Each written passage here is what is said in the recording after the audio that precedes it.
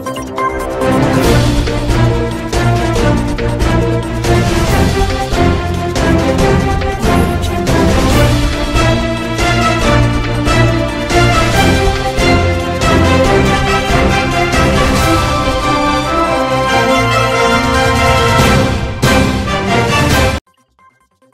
DIRPA a tenu sa conférence de presse mensuelle sur l'évolution des forces armées maliennes sur le théâtre des opérations.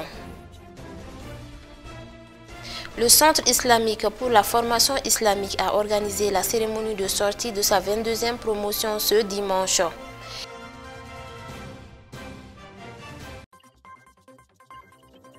Des heurts ont éclaté au Sénégal après l'annonce du report des élections.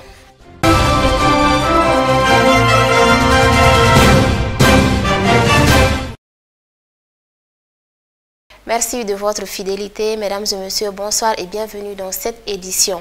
La direction de la relation publique de l'armée, DIRPA, dans sa traditionnelle rencontre mensuelle, a invité la presse pour partager les informations sur la situation sécuritaire de notre pays durant le mois de janvier.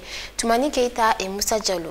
L'objectif de cette rencontre mensuelle de la direction des relations publiques de l'armée DIRPA est de transmettre les bonnes informations sur les différentes opérations menées par notre vaillante armée sur toute l'étendue du territoire. Effectivement, les forces armées maliennes, pour ce mois de janvier qui vient de passer, ont encore intensifié la pression sur les groupes armés terroristes avec des actions dynamiques sur le terrain, sous-tendues par des recherches aériennes et ou terrestres. Le mois de janvier a été marqué par quelques attaques sur les forces armées maliennes, par des poses DEI, mais aussi par des exactions sur les populations civiles. Nous pouvons noter que la situation sécuritaire du mois de janvier dernier est restée calme, mais imprévisible, voire volatile. C'est-à-dire que la situation pouvait balancer d'un moment à un autre. Le mois de janvier a été plus intense que le mois de décembre. Cela s'explique par beaucoup d'opérations dynamiques sur le terrain, par beaucoup d'opérations d'opportunité, mais aussi par beaucoup de relèves de nos troupes. Le colonel-major Souleymane Dambélé a donné des précisions détaillées sur les différents théâtres d'opération engagés dans notre pays. Sur le théâtre Est, les FAMA ont intensifié la surveillance aérienne et la reconnaissance offensive dans tous les secteurs du théâtre Est, avec les vecteurs aériens et des troupes au sol. Ces actions ont concerné les secteurs de Kidal, Aguelhok, Menaka, Léré et Tessalit. Un nombre important de véhicules, de carburant, d'armes, de matériel de guerre, de combattants terroristes ont été neutralisés. Également sur le théâtre Est, le 25 janvier, vers 17 h, une attaque terroriste a visé un checkpoint sur la sortie Ombori de la localité de Goussi. La situation a été maîtrisée. Les terroristes et leurs complices ont été vivement recherchés, certains neutralisés. Sur le théâtre centre, c'est-à-dire dans les régions de Mopti, Badiangara et Tombouctou, le 8 janvier, très tôt le matin, aux environs de 4h30, le poste FAMA de Djangassagou a été attaqué par des groupes armés terroristes. Dans les 25 et 26 janvier, une embuscade terroriste a été déjouée lors d'une reconnaissance offensive des forces armées maliennes dans les secteurs de Trenga, Ouressenou, Ouredani et Atara, avec un bilan de 23 terroristes neutralisés, décapturés, des armes et plusieurs pièces de moto saisies. Également sur le théâtre centre, le 26 janvier, une attaque terroriste a été déjouée et repoussée par les FAMA à Kimparana. Des moyens de communication, des chargeurs, divers matériels et de multiples traces de sang ont été découvertes à leur trousse. Sur le théâtre centre aussi, dans la matinée du 28 janvier, plusieurs groupes armés terroristes ont attaqué simultanément les villages de Fabakura et Bouyagiwere, faisant des victimes parmi les populations civiles, pillant leurs biens et emportant plusieurs têtes de bétail. Dans la recherche des assaillants, les forces armées maliennes ont découvert et détruit une base terroriste qui servait de repli, neutralisant ainsi plusieurs combattants au niveau de cette base et du matériel. Il a ensuite informé l'opinion sur la création d'un nouveau théâtre d'opération dénommé le Théâtre Sud, qui prend en compte toutes les régions du Sud, notamment Sigassou, Kai et Nara. Des détails ont aussi été donnés sur l'appui des vecteurs aériens du côté de l'armée de l'air durant le mois de janvier. Du côté de l'armée de l'air, nous faisons un peu le récapitulatif des opérations aériennes. En termes d'appui fait, les avions ont fait pour le mois de janvier 162 sorties avec 157 heures 29 secondes. Alors, en termes d'appui-feu, il faut prendre en compte les avions de chasse, les hélicoptères de combat. Donc, dans le cadre des transports, avec les hélicoptères de transport et les avions de transport, il y a eu 30 sorties au mois de janvier avec 684 heures et 16 minutes. En termes de reconnaissance aérienne, il y a eu 116 sorties. En termes de reconnaissance, entendez par là les drones, mais aussi des avions de reconnaissance que nous appelons ISR. Donc, ils ont fait 113 sorties avec 444 heures 25 minutes. En termes d'évacuation sanitaire, c'est ce que vous voyez évacuant. Nos avions ont fait 14 sorties, 14 heures avec 11 minutes. Au total, pour le mois de janvier, nos aéronefs ont fait 319 sorties avec 1299 heures. Oui, la montée en puissance de notre armée n'est plus à débattre. Le ton donné n'offre désormais qu'une seule possibilité à l'ennemi, déposer les armes ou périr. Le Centre islamique de formation et de documentation a procédé ce dimanche 4 février à Sebeninkoro à la cérémonie de sortie de sa 22e promotion. La promotion au nombre de 98 personnes porte le nom de Oustaz Fodé Amara Djabi et a comme marraine Mme Keita Awatouré. Essata Touré et Ladji Traouri.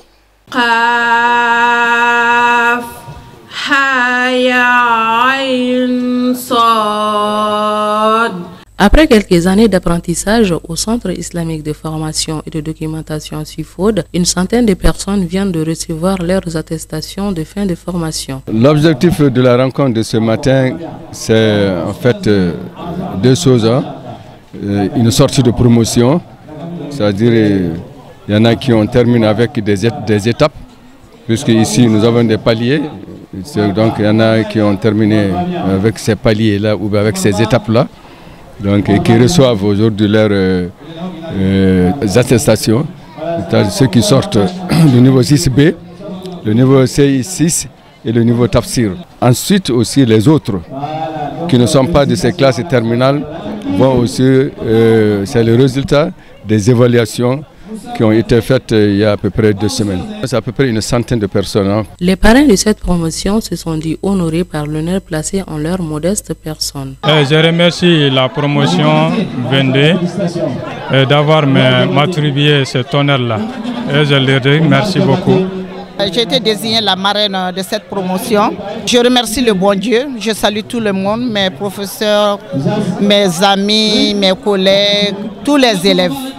Vraiment, merci. Les récipiendaires tout heureux ont manifesté leur joie tout en remerciant le SUFOD. Alhamdoulilah, aujourd'hui on vient de terminer avec la formation de tafsir.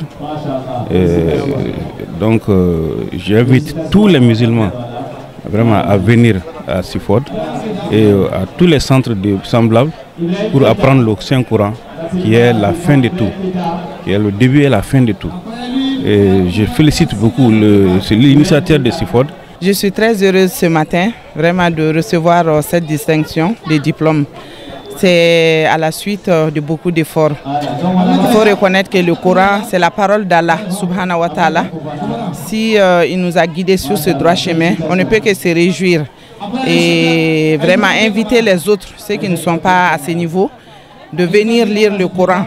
C'est vrai, on est très occupés, mais il faut donner un peu de temps à Allah subhanahu wa ta'ala. Aujourd'hui, c'est un grand jour pour nous, car tout musulman, l'un de ses souhaits est de lire le Coran. À travers le Sifod, nous nous sommes inscrits pour pouvoir lire le Coran. Et aujourd'hui, nous pouvons dire Alhamdoulilah, nous savons le lire. J'ai commencé à étudier à Sifod depuis 2021, mais aujourd'hui, c'est ma sortie, c'est notre sortie.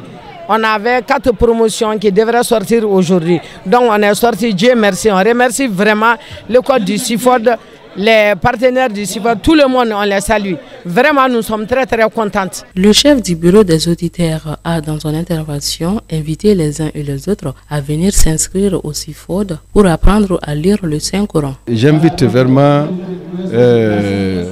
ceux-là ou bien celles qui n'ont pas eu la chance d'apprendre au bas âge le Coran. Donc il n'est jamais tard pour bien faire. Et à n'importe quel âge, par la grâce d'Allah subhanahu wa ta'ala, on peut apprendre et lire le Coran. Donc ceux-là qui n'ont pas eu la chance de lire le Coran à leur bas âge, donc à leur jeunesse, donc ils peuvent venir au Sifod. Donc ça va vraiment être l'occasion pour eux d'apprendre et de lire correctement le Coran. سبحان الذي أسرى بعبده ليلا من المسجد الحرام إلى المسجد الأقصى الذي باركنا. Le centre Bilal Boun Rabat pour la mémorisation du Saint-Coran a procédé ce samedi 3 février 2023 à la cérémonie de sortie de sa 5e promotion. Cette promotion porte le nom du promoteur du dit centre, Feu Ali Bari. La cérémonie avait pour parrain Cheikh Abdoulaye Aïdara et pour marraine Madame Sangaré Aminata Diallo.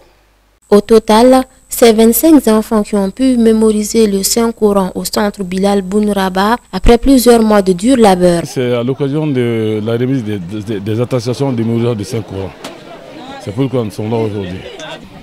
Dieu merci, cette année c'est 25 candidats qui ont eu à mémoriser le Saint-Coran.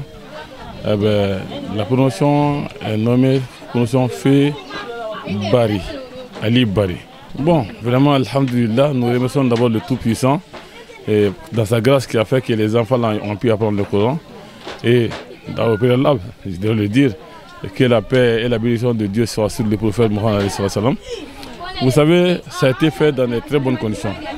Si vous avez suivi dans mon discours, les enfants là, ils sont suivis de très près par les enseignants pour voir leur état de compréhension, leur engagement, surtout pour qu'ils ne soient pas, on ne leur donne pas comme ça un diplôme qui n'est pas valable. Alors c'est pourquoi ils ont été contrôlés, suivis, et c'est vraiment ça a été bien passé. Vous savez, ce n'est pas seulement le centre Bounirata, mais tous les centres coraniques doivent être vraiment épaulés. Quand on savoir, il y a des gens qui viennent avec les enfants, ils ont tous les moyens pour faire face aux charges. Bon, avec le temps, les choses peuvent changer, ils peuvent tomber en déficit, tout. Et à ce moment, c'est surtout que l'enfant a avancé en Coran. Donc s'il faut retirer l'enfant, ça devient extrêmement difficile. Et en ce moment, il a l'amour d'apprendre le Coran. Tu vois, maintenant, ça devient la charge du centre. Très heureux, les enfants ont tenu à remercier leurs encadreurs pour l'enseignement de qualité. Ils ont également remercié leurs parents qui ont eu l'initiative de les inscrire dans ce centre. La marraine de cette cérémonie ainsi que les personnalités présentes ont encouragé les enfants à persévérer encore plus dans la lecture du Saint-Coran. Vraiment, j'ai de très bonnes impressions par rapport à ça. quelqu'un qui te donne et qui te nomme marraine d'un tel espace. Et vraiment, tu n'as qu'à remercier la personne et rendre grâce à Dieu. Ça, ce n'est pas donné à tout le monde de marrainer une sortie de promotion, de mémorisation du Coran. Je remercie le bon Dieu, je lui rends grâce. C'est grâce à lui que j'ai eu ça. Donc vraiment, et à l'intention des enfants, je voudrais leur demander d'être vraiment sérieux avec le Coran. Ce qu'ils viennent de recevoir, ce sont les paroles de Dieu. Et subhanahu wa ta'ala. Donc il ne faut pas qu'ils s'amusent avec ça. Il faut qu'ils soient des vecteurs pour propager justement cette connaissance-là. Et là, ça va leur permettre d'avoir de bonnes grâces ici et dans l'au-delà. Donc je souhaite vraiment un bon vent à ces enfants-là, courageux. Quand on se réfère à un hadith authentique du prophète alayhi salatu wa salam, qui nous a donné cet enseignement, qu'est-ce que ce hadith nous dit? Le meilleur d'entre vous est celui qui a appris le Coran et l'a dispensé à d'autres personnes. Voilà un chemin qui nous exhorte les uns et les autres à apprendre le Coran et à faire apprendre d'autres personnes. Donc la joie elle est immense pour cette journée. Et nous ne faisons que exhorter les uns et les autres. Le meilleur des sacrifices dans ce bas monde, c'est le sadaqatul jariya. Et un aumône qui coule. Même après votre mort, qui peut rester, ça c'est le Coran. Apprendre les gens à connaître le Coran. Donc la sortie de cette promotion est pleine de sens. Nous voulons que les gens en fassent d'autant et à imiter ce que notre frère Cheikh Ali Bari qui porte, dont son nom porte la promotion, à faire le bien que lui l'a fait, à le limiter et à faire beaucoup d'œuvres. L'apprentissage de la lecture du Saint-Coran est une obligation pour chaque musulman, car le Coran intercédera le jour du jugement dernier en faveur de son lecteur. Le bureau de la commune 3 de l'Association des fans du Saint-Coran et de la science moderne a organisé la deuxième édition de la conférence annuelle dénommée Courané Kene. Elle a été animée par leur guide Cheikh Moulay Hadi Kouresh ce samedi 3 février 2024 à la Maison des Aînés devant un parterre de leaders religieux. Essata Bachili et Salif Niari. Cette conférence est une tradition pour les femmes du bureau de la commune 3. Elles ont exprimé leur satisfaction sur cette assise qui a augmenté leur connaissance sur la religion musulmane.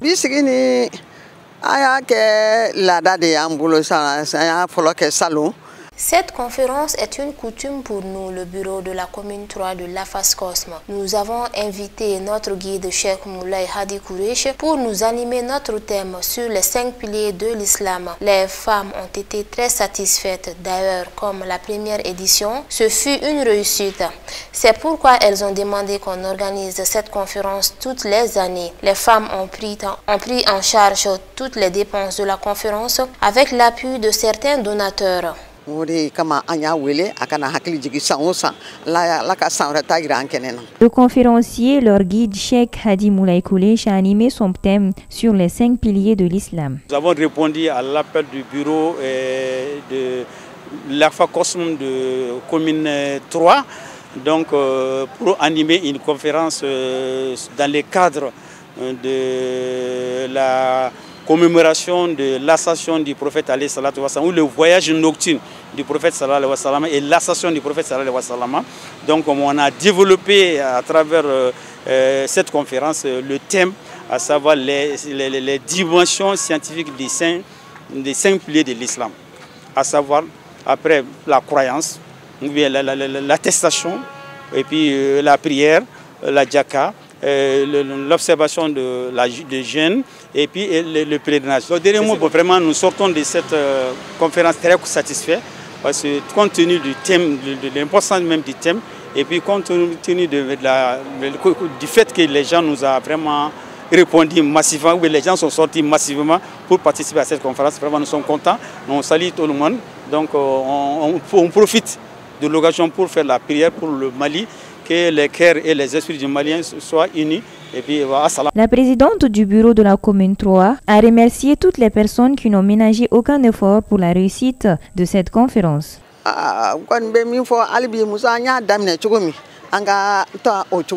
J'invite les femmes à continuer cette assise tous les ans. Je salue et remercie toutes les personnes qui ont œuvré pour la réussite de notre conférence, particulièrement notre guide Cheikh Moulay Hadi Koureche. À l'année prochaine pour la 3e édition.